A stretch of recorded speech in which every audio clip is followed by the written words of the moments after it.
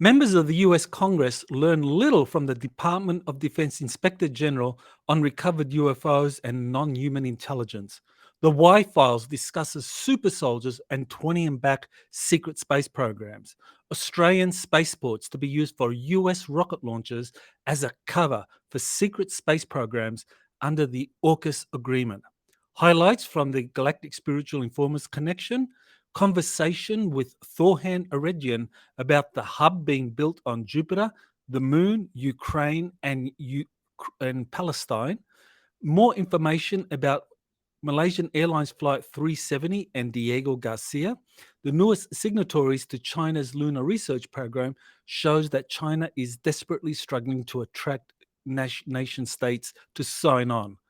Dr. Sean Kirkpatrick, the head of the All-domain Anomalous Resolution Office, is being outed by members of Congress as a UFO gatekeeper, and a new update by JP on his mission to a Nordic inner Earth civilization for life extension technology.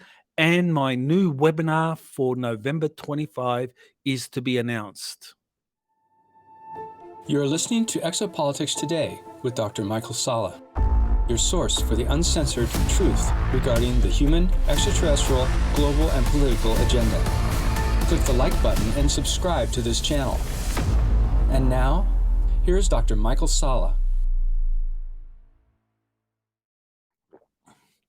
Welcome to Exopolitics Today, the week in review for October 28.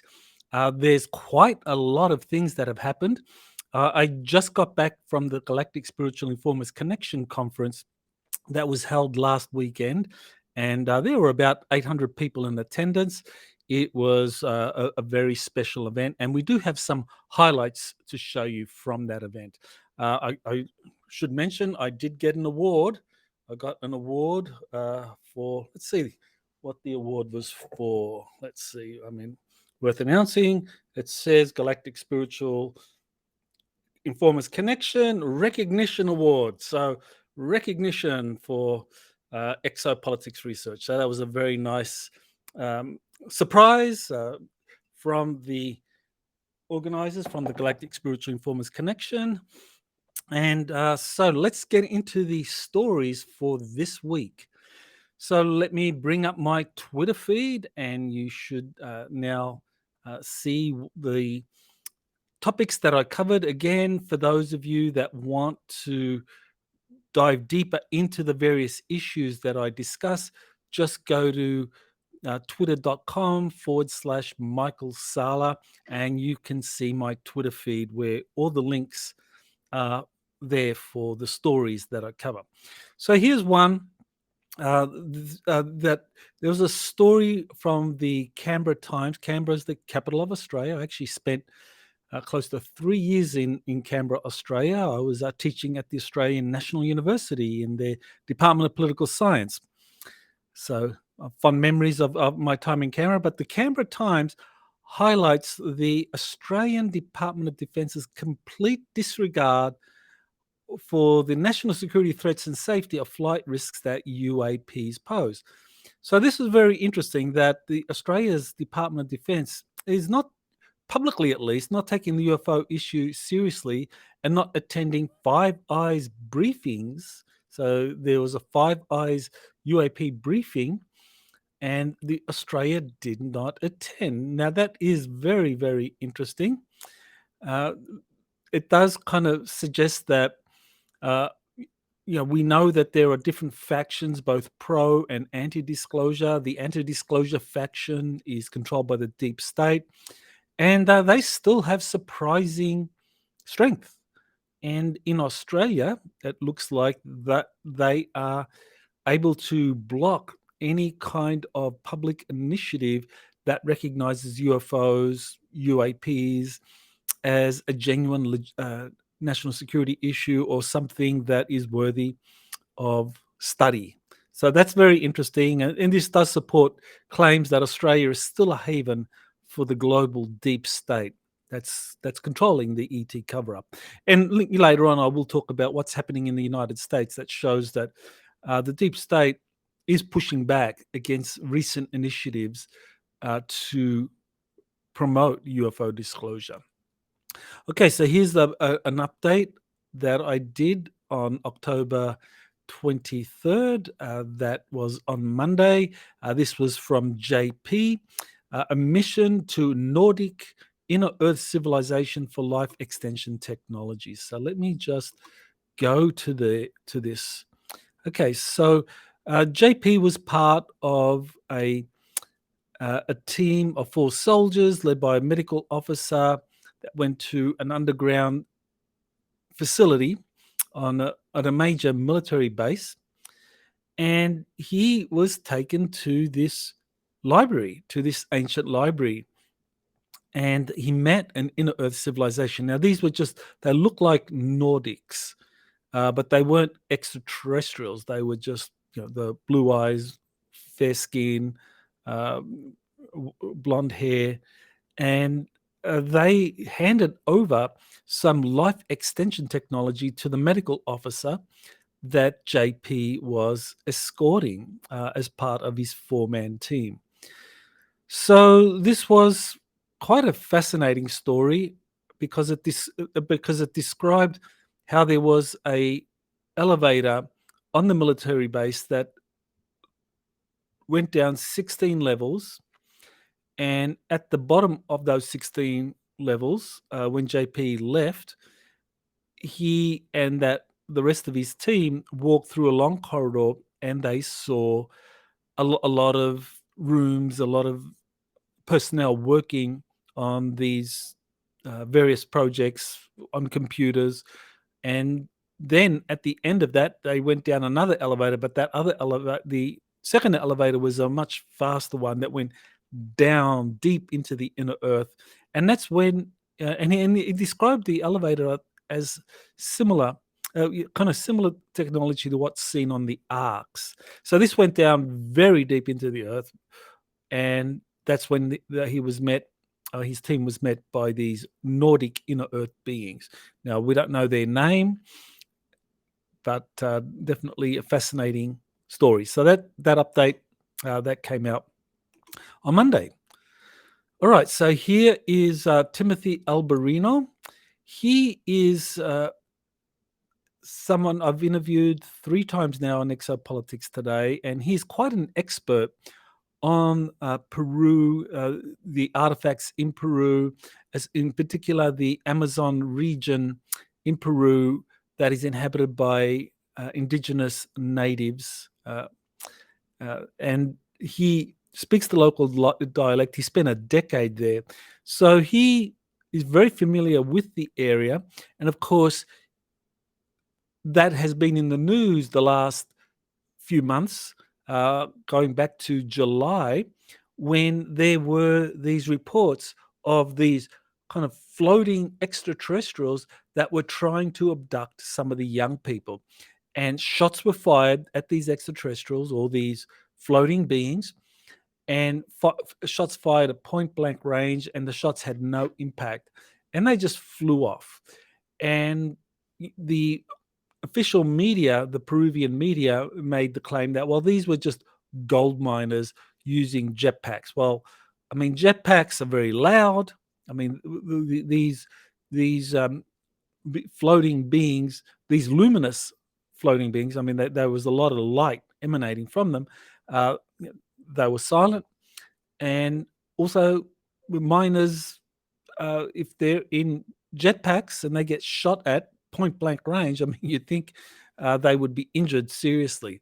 So that didn't happen. So Timothy Alberino has gone down to Peru, and I will be covering updates from him about what he encounters down there. So definitely Timothy Alberino, he has a lot to kind of like find out and investigate, but he's very knowledgeable. So hope to hear back. So that's him there with one of his children leaving for Peru. So hopefully all goes well and he's safe there.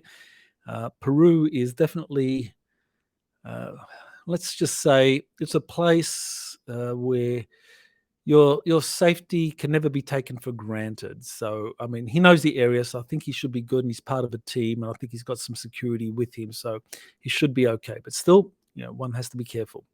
Okay, so this is very interesting. There are members of the US Congress that are now outing Dr. Sean Kirkpatrick, who was made the inaugural head of the All-domain Anomalous Resolution Office.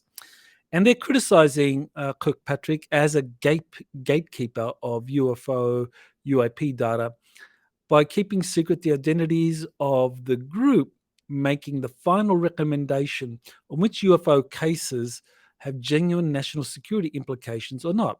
So here's the story. This comes from the UAP Caucus. That is a group of 6 members of the House of Representatives in the US Congress who have decided that they are going to lobby to have the UFO issue taken seriously and bring about as much transparency as possible. And so these 6 members have created a website, and they're also working with members of the US Senate as well to bring about transparency on UFOs.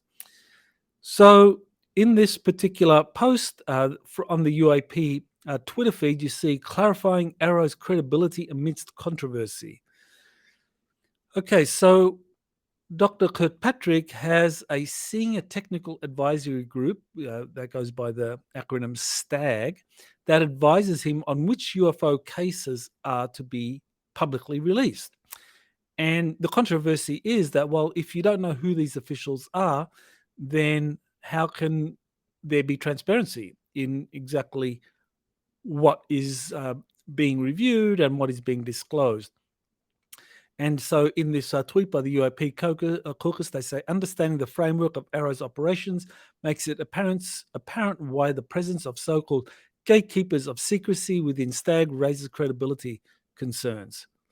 Okay, so the bottom line here is that the Arrow office, through the process it has adopted for deciding which of the UFO cases it reviews, determines are genuine, which of those are going to be publicly released, and why were they determined to be genuine or not?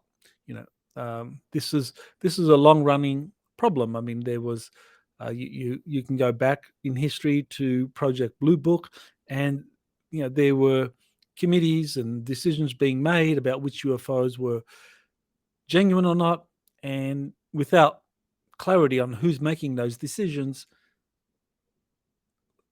it can't be really worked out exactly whether or not stuff is being held back. So I think this is a legitimate concern by Senator Gillibrand here. Okay, so let's move on to the next story. So here's a story about China's Lunar research program, which is the big alternative, or the major alternative to the Artemis Accords. Currently, the Artemis Accords have 29 nations that have signed on to not only conduct joint operations for lunar missions, but to also cooperate in developing space for commercial enterprises. So China set up its own research initiative for the moon, and so far it's been struggling to attract major countries to that. The newest signatories, Belarus and Pakistan, neither of them have space programs of any great standing, and it's very clear that this is a political decision, because really these two nations can't contribute very much, if anything, to China's lunar research program. But nevertheless, China is making a big deal that these two nations have signed on to the lunar research program, because China desperately needs the appearance that major nations, or there's a lot of nations on the planet that support it and its space initiatives.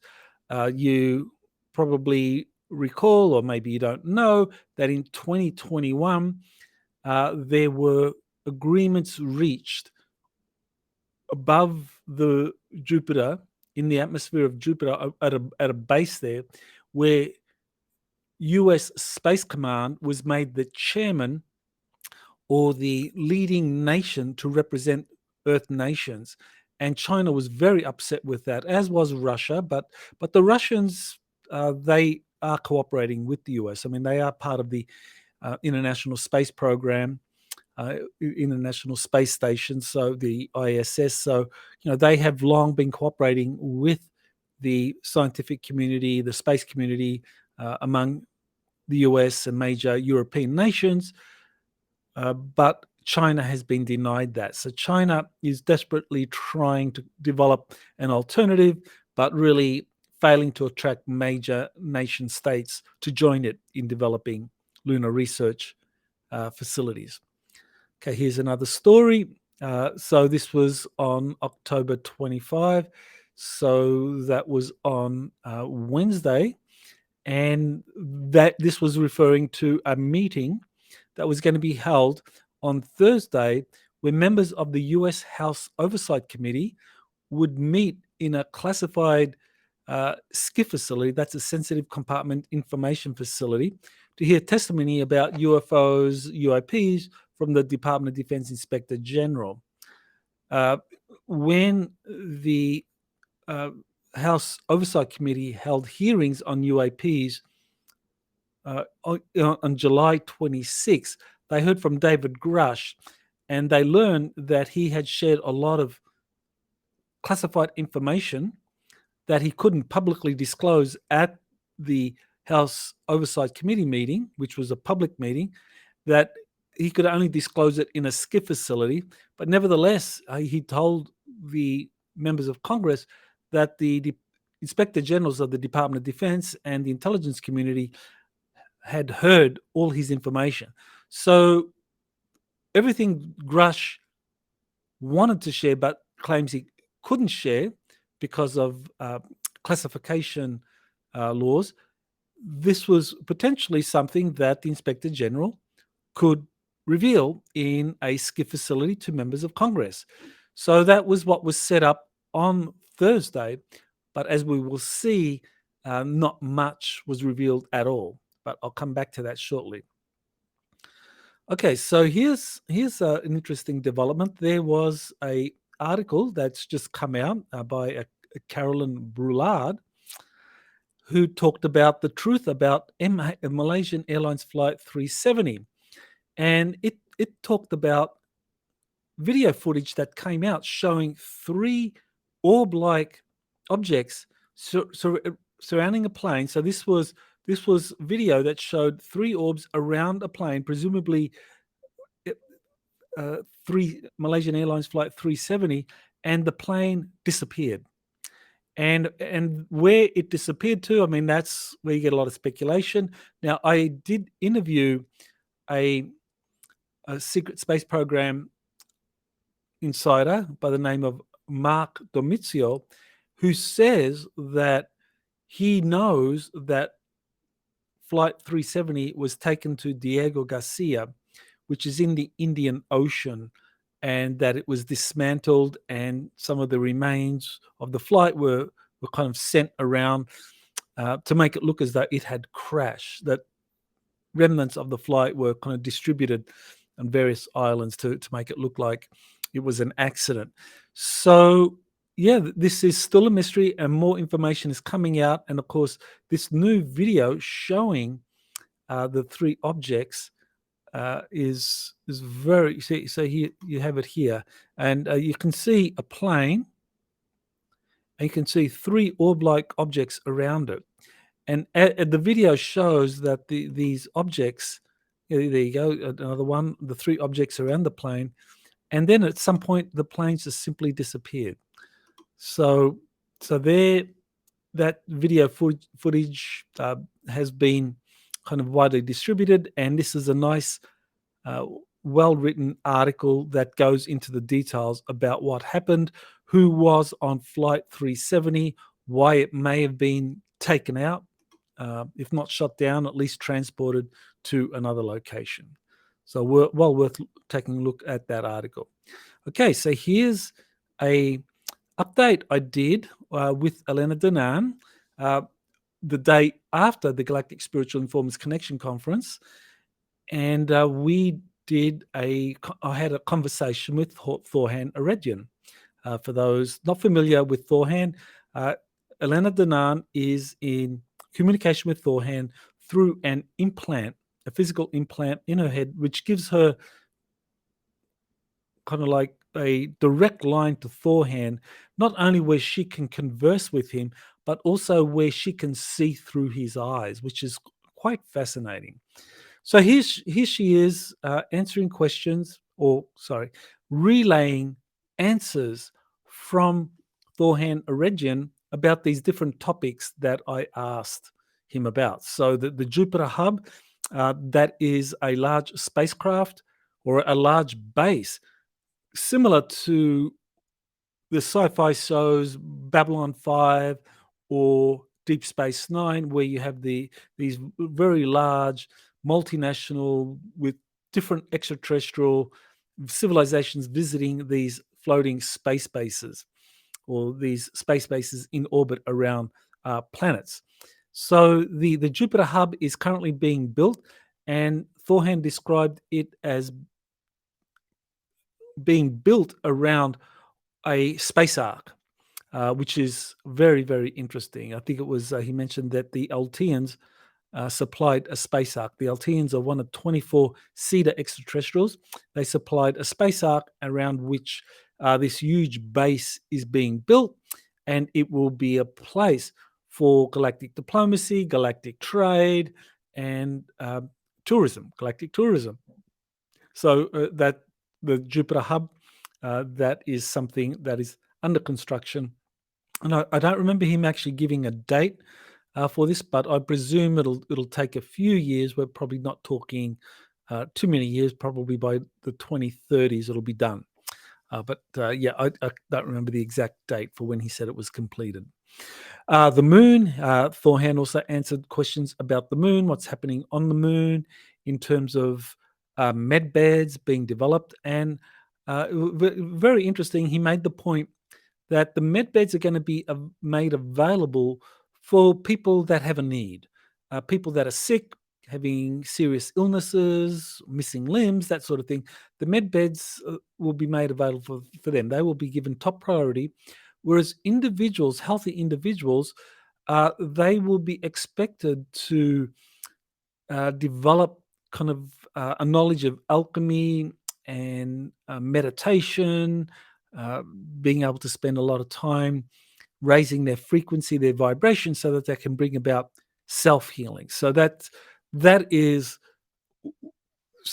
presumably there's going to be a lot of new information coming forward for how to optimize human health, because not everyone is going to be able to have access to med beds, and obviously makes sense that those that are in greatest need in terms of curable illnesses, missing limbs, and so forth, that they will have the priority. Then we talk about the Ukraine conflict, and the Ukraine conflict, I think he brought up some very important issues about underground facilities that the Russians wanted to take out. Underground cloning and genetic facilities that had been built in Ukraine, that the deep state had arranged for the construction of these, and Vladimir Putin saw these as a great threat. And there's also a space ark in the Oleshki Sands National Park region, and that was also something that Vladimir Putin wanted to take control over. But the main emphasis was to take out these biological laboratories and these cloning facilities that presumably would have been used for attacking Russia. And finally, Israel-Palestine. And yes, this is the conflict that is in a current state of escalation, and we can really hope and pray that it doesn't escalate any further, but it does look very much like things are going to kind of like take a dramatic turn for the worse in terms of Israel invading the Gaza Strip. But Thor Han gives his perspective on this, as this conflict is something that has been contrived by the deep state, that both sides in a way being played or are owned by the deep state. So they're using both the Israelis and the Palestinians to kind of like go at each other because the deep state wants a third world war. That's what they're trying to bring about. And so the Galactic Federation, the White Hats, the Earth Alliance are going to prevent this. But of course, we're going to go through this nightmare scenario now where we are going to watch the world get perilously close to not only a major regional war, but a third world war where the US and Russia are actively shooting at each other because the Russians have bases in Syria and the US has started attacking some of the bases belonging to Iran in Syria. So this could easily escalate. So take a look at this update. I think you'll be very happy with it because the situation isn't nearly as bad as the legacy media makes it out to be. Okay, so here's the highlights from the presentation of Jean-Charles Moyen at the Galactic Spiritual Informers Connection Conference. So he has a 23-minute, a 20-minute YouTube video of some of the highlights from his presentation and shots of others, myself getting this award. You can see that in Jean-Charles. Let's see if I can maybe bring that up. I think that's of interest. So here is the update from the Galactic Spiritual Informers Connection Conference. You can see Danny Henderson there, the organizer, Jean-Charles Moyen entering the stage. This is something that Danny has introduced where all the speakers before their presentation have some inspiring music playing and they take the walk down the aisle. So that's a lot of fun to do that. Jean-Charles presenting. I actually did an interview with Jean-Charles where he goes into depth into the French secret space program. So that'll be coming out in another week or so. So you get to hear Jean-Charles' expertise on that. So let's move on. Jean-Charles talking some more. This is, okay, Jean-Charles, and this is the entire, okay, this is a group of Japanese visitors. The audience just enjoying some good times of closing ceremony. And so a very fun conference. There I am at the Kennedy Space Center. Let me go back to that so you can see it. Yeah, there we are at the Kennedy Space Center. That was a lot of fun where a group of us went there to take a look.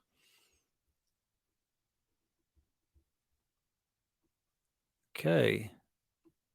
All right, so you go have a look at the highlights just to get a sense of what transpired at the conference. Okay, so here's something that I thought was very interesting that came out on Friday. This is a joint agreement between the US and Australia for US rocket launches to be conducted out of Australian spaceports. Now, why are they doing this? Why would US rocket companies want to launch out of Australia? Well, I think one of the reasons is that this is an ideal way of creating a cover program for the expansion of existing secret space program facilities in Australia. This is the way it's being done in the United States, where whenever you want to establish or expand a classified facility with anti-gravity spacecraft that have been back engineered, what you do is you have a cover program. So for Area 51, you have the cover program of US spy planes, and that the real space program is being conducted out of the S4 facility. So similarly in Australia, you have Australia taking a more prominent role now in conducting these secret space programs. Australia is part of the AUKUS agreement, which is an agreement between Australia, the United Kingdom and the United States to share the highest level secrets concerning nuclear technologies amongst one another. Australia is going to get nuclear submarines. And again, that's a cover for sharing the secrets of the development and construction of anti-gravity spacecraft. So I think what's happening here with Australia developing or expanding spaceports to be able to conduct rocket launches is that will be a cover for underground facilities at those locations to house a lot of the assets of these flying saucer programs, or these flying saucers or flying triangles or flying rectangles that are part of the Solar Warden or the Air Force's, or now Space Force's, secret space program. So I think that's what's really going on here with this particular development. Okay, so here's an episode of the Y-Files that features various individual testimonies about super soldiers and 20 and back secret space programs that date back to the 1990s. So the Y-Files is a very popular show, and I think they have close to 3 million subscribers. So definitely it gets the information out to a wide audience. So in this particular episode, they begin by looking at the testimony of one of the secret space program insiders, claimed insiders, Rebecca Rose, who says that she was taken to the Kuiper Belt as part of the German Dark Fleet, and she was kind of had a lot of cybernetics implanted into her, so she became a super soldier to be used with the programs, the Dark Fleet programs involving the Dark Fleet and draconian extraterrestrials. So her story is fascinating. I have done one interview with her. And so they covered Rebecca Rose and then talked about other secret space program insiders and mentioned Corey Goode. And so the Y-Files talked about Corey Goode, and I worked closely with Corey Goode for 6 years, from 2015 to 2021, and we parted company in a friendly way, in the sense that my relationship with Corey was positive. I mean, we never had any real problem in terms of any kind of financial disagreements or anything like that. We had it was all kind of on the up and up. But then in 2021, Corey took exception to the information that I was getting from a number of insiders that I was promoting. It wasn't just Elena Danan, but it was also Tony Rodriguez and some others. But one of the things about Corey Goode that is pointed out in this episode of the Y-Files is his legal deposition in a court case, where he backtracked on a key aspect of his testimony that he had given to me and to David Wilcock and to many others. I mean, in the time I worked with Corey, he was very clear that his revelations were based on him physically traveling to these different locations and having face-to-face encounters with inner Earth beings, extraterrestrials, going out into space, going to Mars. I mean, his incredible testimony, which I think was that helped kind of like expand our understanding of what's happening in secret space programs, and was corroborated by others such as William Tompkins, that he presented all that as his direct physical experiences. Now, when he gave his legal deposition, he backtracked. He said that that information was now something that was a product of his imagination, fantasy, even delusion. I mean, he even referred to it as delusion. So why would he do that? I suspect it has a lot to do with him wanting to claim intellectual property to claim as his own intellectual property his testimony that was put out by Gaia TV. He's in a legal dispute with them. I don't want to go into that, but I think that by doing this, Corey Good has discredited himself.